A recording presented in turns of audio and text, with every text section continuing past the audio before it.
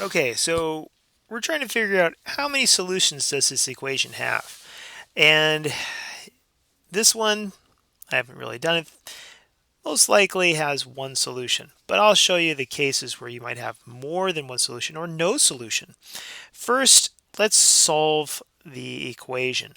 I would combine my like terms, and maybe what I would do is I would say, well, this is the same as 5x plus 2 minus 1.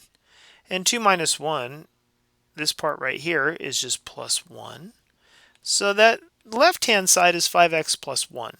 And then I have the equals, and then I would distribute the 4x. 4 to the x and the minus 7. So 4 times x is 4x, and then minus, and 4 times 7, well, that's 28. And let me get a little bit bigger here so it's a little easier to see. Okay, so I simplified the left-hand side of the equal sign, and it's important to note that, yeah, we have two sides of the equal sign, the left-hand side and the right-hand side. In my previous video, I solved this type of equation, but we'll just keep on going. Oh, this one's going to turn out nice. So I will subtract 4x,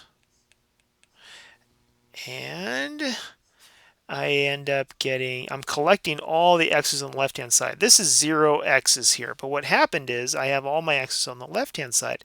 That's still 1x. And then 1x plus 1, and that's equal to 0 x's minus 28. See, I just wrote that, what I had left on the right-hand side. So, and like I've done before, I don't really write that 0x. I'm just going to erase the 0x. Now it looks like a two-step equation. This one looks super easy right now. I would just subtract 1. So now I'm collecting all my constants on the right-hand side of the equal sign. And I end up with 1x equals negative 28 minus 1 is negative 29. And there you go. Well, 1x is just the same as x. This one has one solution. And that one solution is negative 29. But you're wondering, well, wait, what would be a case where I would have maybe no solution? Well, let me show you. This would be a case where you have no solution. And let me show you by solving this. Two sides of the equal sign. This is important because students will often want to combine these like terms, and that just doesn't work. That's no good. That's why I like to separate them. So I would subtract 3x. Okay, like a similar move that I've been doing over and over, and that's 0x plus 2 equals 0x plus 6. And if I eliminate those 0 x's, I get 2 is equal to 6, but that is false. And that false means there is no solution. So when you solve your multi-step equation with variables on both sides and such, and you end up with a false statement in the end, that means there's no solution. And what does that mean, no solution? Well, that means that there's no number you can put in for x up here where the left-hand side ends up being the same as the right-hand side. And this should make a bit of sense. Let me take this little original equation here. Let me bring it over here and show you. I mean, think about this here. There is no way 3 times any number plus 2. Take 3 times that same number and now add 6 to it, and you're supposed to have the same number? How could something plus 2 be the same thing as that something plus 6? It just never is. That's your dead giveaway right there. When you have this something x, when that number in front of the variable is called the coefficient. When the coefficients are the same, and these constants, the constants are the numbers without the variables. When the constants are different, but the coefficients are the same, no solution every time.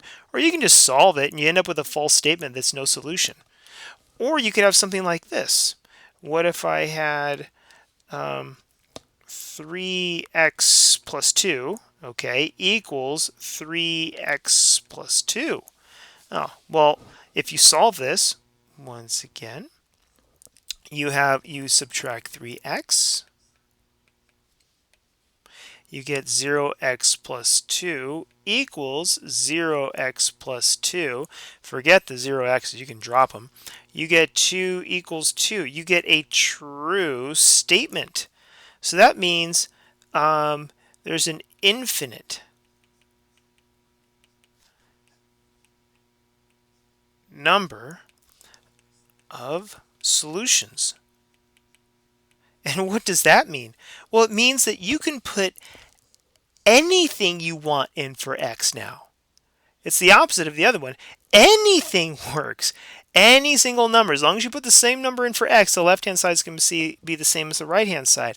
And think about that for a moment. Let me copy it, that problem, bring it over.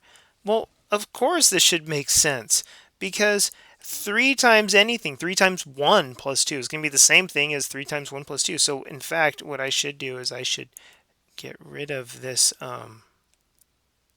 that and call it always equal, because you can't mess this up. 3 times a billion plus 2 is the same as 3 times a billion plus 2. It's always going to be equal. So it's an infinite number of solutions. So to recap, you have, when you solve it and you have a true statement, there's an infinite number of solutions.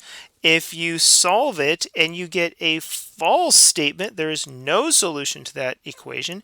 And here, when you solve it here, as I got one answer, right, one solution here, there is exactly one solution to that. So that's what you got to know with how many solutions. Now you know.